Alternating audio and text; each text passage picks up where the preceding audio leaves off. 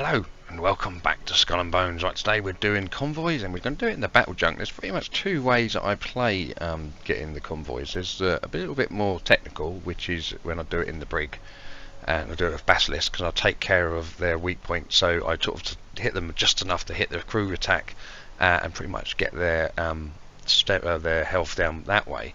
Obviously you do run out of the weak points eventually, but you just keep, by which point they're pretty much down anyway. Or there's the blast them, which is what we're going to do today, because I haven't done the battle junk for a little while, so I figured we'd do it in that. So on the front, now primarily I would like to put the Divine Thunders front and back, but I don't have enough sets of them, so I've gone for this instead, which is the Bane of 10 Suns, which is on the front. And the reason we've got that on there is because we're going in for convoys. We are going to be shooting into multiple targets, so we've got a good chance of hitting the target even if it's being blocked by other ships. So the fire of the drill bolt travels through straight path, piercing multiple targets. Drill bolt deals additional 50% to subsequent targets after hitting the first one. So if there is a target blocking it, you're actually doing an extra 50% to the target you're aiming at, and if there's a few between it, then that's all good as well. The weapon has a 420% charge increases, damage and range increased to 900 meter range increased, and it's all about piercing. This one, it does quite a bit of piercing. And then we've got the Zamzams on the side, pretty much for the Raider perk to build up, because we've got a little bit of furniture to help us get our health back, which is, scrapper station. And then on the back we've got the bombards, obviously to help with our provoke, so it helps charge it up. And then for the artillery we've got the Crouching Tiger, because obviously hitting a target instantly confers the taunt status effect, again working with the ship's ability with the damage. And then on the armour, this fits the ship rather well as well because of the brace.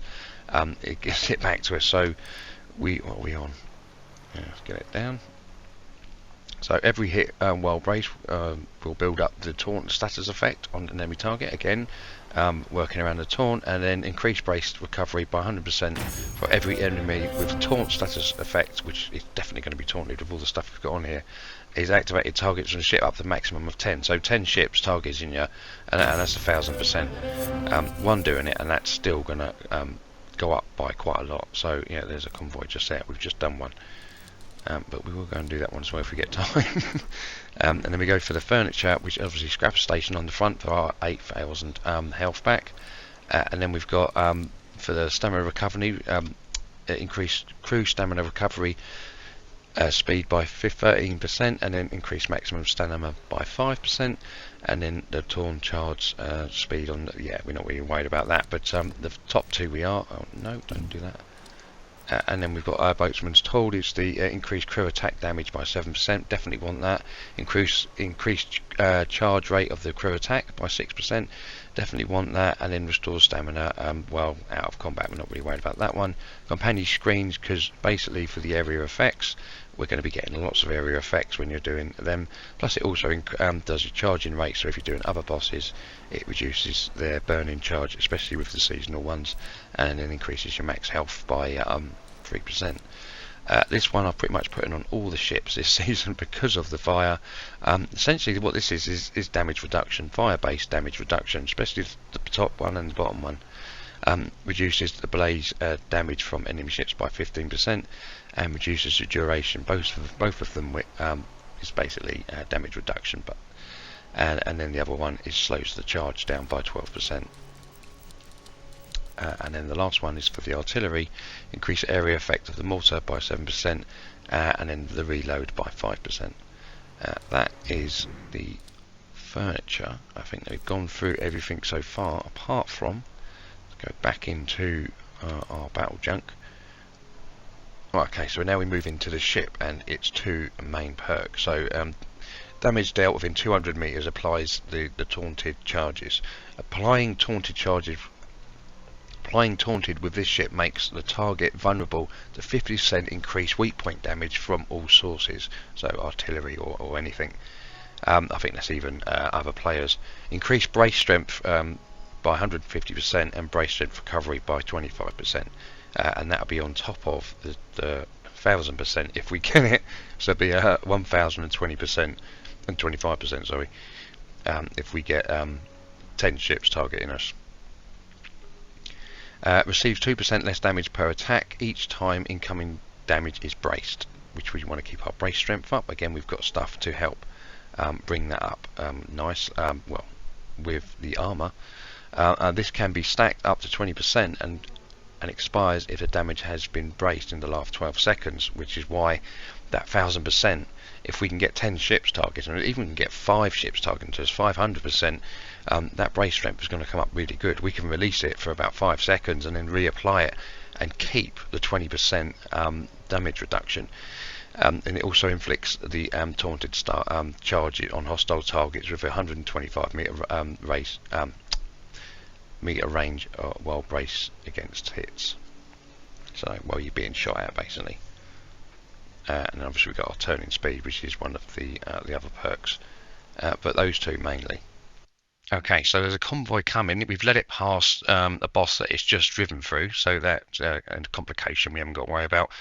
We're about to go off a meeting. The only real issue we have is if Lepes becomes active, we need to kill him before Lepes, because Lepes will use a large area, and we could kind of intermingle in together. And also we're going to get awfully close to the edge of the map, so we have to be aware of that as well. But if we do go outside the map, don't panic, just try and remember your bearings. Now, if I'll be doing this in the brigantine, I would have pretty much started this from the beginning and had him fighting through that boss. But you pretty much just ignore him, and with the frequency of the crew attacks to give you 8,000 health back, because it's a similar setup to this. It's all based around the crew. But with this, you get all the added extras with all its perks, and yeah, so this one is a hell of a lot quicker to do it. It's just blast them technique. But the other technique works as well, it just takes a lot longer. So that's why I thought I'd do this one, because this is more fun, frankly. So first off, I did tag all of them just in case a player comes in, because what I tend to do is focus on the front one and just destroy him, and then let the other one sort of wander in and do it that way rather than facing them from the back. That's just how I prefer to do it, really. Right, so what I'll do, I'll catch you at the end, and enjoy.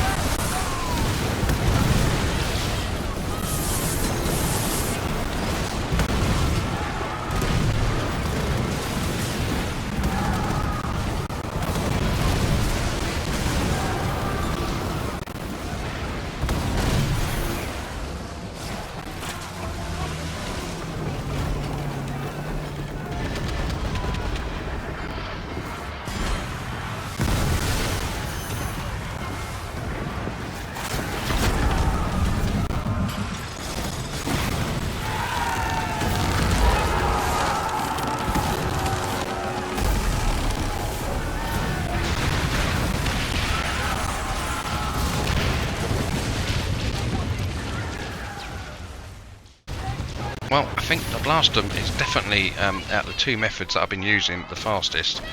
And yeah, I quite enjoyed that, and it was and we're writing extra report as well, so that's all handy. So anyway, thanks for watching, and I'll see you